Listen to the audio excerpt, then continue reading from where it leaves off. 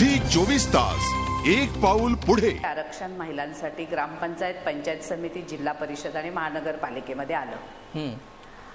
चुलीमध्ये स्वयंपाक करणारी बाई डायरेक्ट ग्रामपंचायतीची सरपंच झाली आणि खुर्चीत जाऊन बसली। या ठिकाणी तिला कायद्याची माहिती नव्हती, ती करून देणं हे आपलं कर्तव्य होतं, पण आपण त्याच्यामध्ये फारसा प्रयत्न केलेला दिसत नाही आणि त्याचा परिणाम असा झाला। आणि आता तर 50% आरक्षण आहे। मग जे पुरुष आधी ह्या सगळ्या सत्तेच्या राजकारणामध्ये होते, त्याच सत्तेच्या राजकारणातल्या पुरुषांनी आपल्या घरातल्या महिलांना पुन्हा राजकारणामध्ये प्रवेश केला आणि त्यांच्या हातामध्ये सत्ता दिली आणि कारभार मात्र हे पुरुषच चालवतात। आजही महाराष्ट्रामध्ये अनेक ठिकाणी बाई सरपंच असेल तर मुलगा किंवा नवरा कारभार चालवतो, बाई जिल्हा परिषदेचे अध्यक्ष उपाध्यक्ष असेल, महापौर असेल तर मिस्टर कारभार चालवतात। हे वास्तव आहे। फार कमी ठिकाणी अतिशय सक्षमतेने कारभार चालवणाऱ्या बायका आपल्याला दिसत आहेत। मगाशी चव्हाण मॅडम म्हणाल्या की खूप चांगलं झालेलं आहे, आरक्षण मिळालंय, त्याचं स्वागत आपण सगळ्यांनीच केलंय, पण ज्याच्यासाठी आरक्षण आहे, ज्याच्यासाठी खुर्ची आहे, त्या खुर्चीत बसलेल्या त्या महिलेने स्वतःचे निर्णय स्वतः घेणं आणि स्वतःचा कारभार स्वतः चालवणं ही गोष्ट मात्र अजून होऊ शकली नाही। आणि मला असं वाटतं ह्याच्या पाठी पुरुषप्रधान मानसिकता, स्वतःची सत्ता टिकवण्याचं एक मानस आणि बाईच्या हातात सत्ता देऊन पाठून मात्र सगळा कारभार पुन्हा मालक म्हणून आपणच करायचा, ही मानसिकता मला फार मोठ्या प्रमाणात दिसते। दुसरी गोष्ट अशी आहे, आपल्याकडे स्त्रियांच्या संदर्भात खूप कायदे झाले आणि हे कायदे एवढ्या सहजासहजी नाही झालेले। प्रत्येक वेळेला महिला आणि त्यांना सपोर्ट करणारे आमचे भाऊ रस्त्यावर उतरलेले आहेत आणि सगळे कायदे बदल, कायद्यांमध्ये कडक शासन ह्याच्यासाठी रस्त्यावर आलेले आहेत। अगदी मी तुम्हाला 70च्या दशकातलं मथुरा बलात्कार प्रकरण सांगेन, त्याच्यानंतर झालेलं भवरी देवीचं प्रकरण आहे, त्याच्यानंतर हुंडाबळीच्या प्रकरणामध्ये मंजुश्री सारडा असेल पुण्यातली, लातूरची आमची तापडिया असेल, नंतर रिंकू पाटील तुमची एकतर्फी प्रेमातनं गेलेली असेल आणि औरंगाबादची विना देशमुख असेल एकतर्फी प्रेमातनं बळी गेलेली। ह्या सगळ्यांना आपलं बलिदान द्यावं लागलेलं आहे।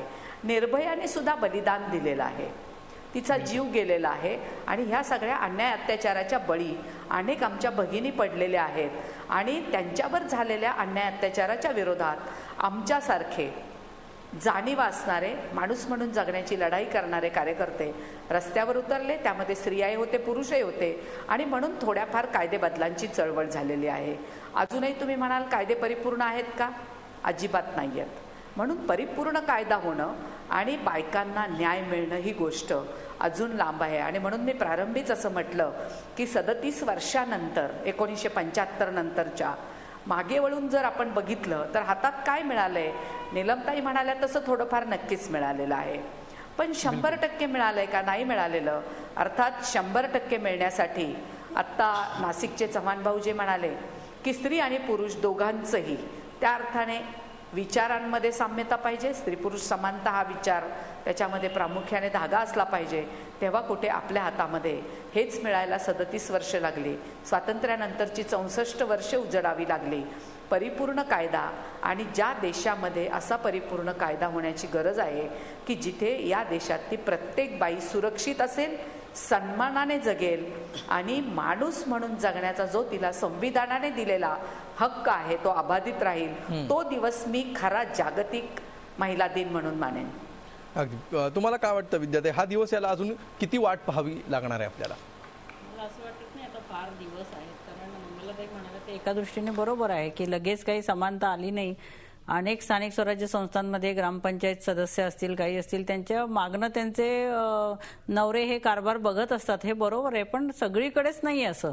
मी आज सबंध महाराष्ट्रभर फिरते आणि अनेक महिला सदस्यांशी माझं संपर्क आहे, पण अनेक ठिकाणी महिला सक्षमपणे म्हणजे त्या अशिक्षित असल्या तरी तो कारभार खूप चांगल्या प्रकारे सांभाळत आहेत। कारण हे स्थानिक स्वराज्य संस्थांमध्ये जे प्रश्न येतात ते महिलांच्या दैनंदिन जीवनाशी खूप निगडीत आहे। म्हणजे पाण्याचे प्रश्न असो, महागाईचे प्रश्न असो, आरोग्याचे प्रश्न असो, मुलांच्या शाळांचे प्रश्न असो, हे त्या पुरुषांपेक्षा खूप चांगल्या प्रकारे समजू शकतात। आणि त्यामुळे ते सोडवण्यासाठी ते खूप प्रयत्न करतात. म्हणजे काही ठिकाणी नवरे म्हणत असतील की आता तू माझ्या जागेवर निवडून आलीस, तर काही काही ठिकाणी महिला हेही सांगतात की तुम्ही इथे येऊ नका. अनेक ठिकाणी महिलांनी असं सांगितलंय की आम्ही आमचा कारभार चांगला करू, आमच्या नवऱ्यांना इथे फिरकू सुद्धा देऊ नका. अनेक ठिकाणी एक सामाजिक परिस्थिती जी आपल्याकडे निर्माण झालेली आहे त्याविषयी मला तुम्हाला विचारायचं आहे की अनेक ठिकाणी आपल्याला अशी परिस्थिती बघायला मिळते की मी जर माझ्या घरातल्या स्त्रीचं खूप ऐकलं किंवा सगळंच ऐकलं तर मला समाज काय म्हणेल अशी एक भीती अनेक पुरुषांमध्ये निर्माण झालेली आपल्याला बघायला मिळते.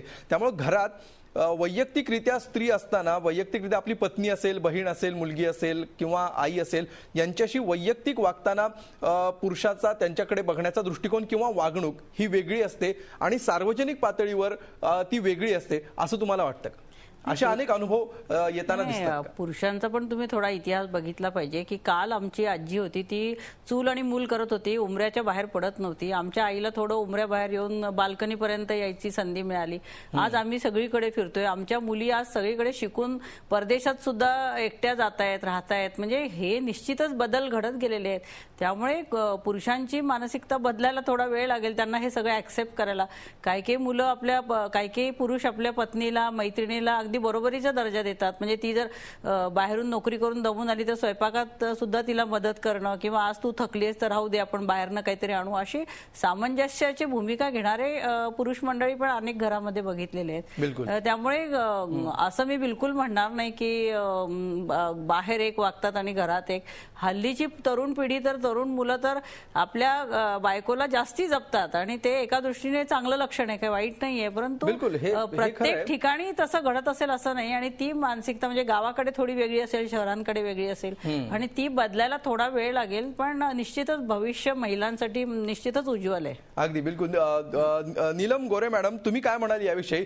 अनेक ठिकाणी अनेक महिला अशा आहेत का, किंबहुना अशा अनेक महिला आहेत की ज्या आपले अनुभव सांगतात, वेळोवेळी प्रसिद्धी माध्यमांपर्यंत सुद्धा असे अनुभव येतात. आमचे अनेक मित्रमैत्रिणी आहेत, अनेक नातेवाईक आहेत, त्यांच्याकडून असे अनुभव ऐकायला मिळतात की पुरुष हे घरात असताना वेगळे असतात आणि घराच्या बाहेर वेगळे असतात. काय सांगाल याविषयी?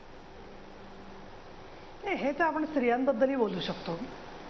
शेवटी कसं आहे की आपण आपल्या कुटुंबाच्या चौकटीमध्ये जितके तणावरहित असतो किंवा याचा अर्थ दुटप्पी असतो अशातला भाग नाहीये. पण लिबरल असण्याविषयी, लिबरल मधलं जे वातावरण आहे ना, नाही त्याच्यामध्ये एक आहे की आपल्याला समाज काय म्हणेल याची टोचणी पुरुष वर्गाला वाटायला लागली असेल तर ती चांगली गोष्ट आहे.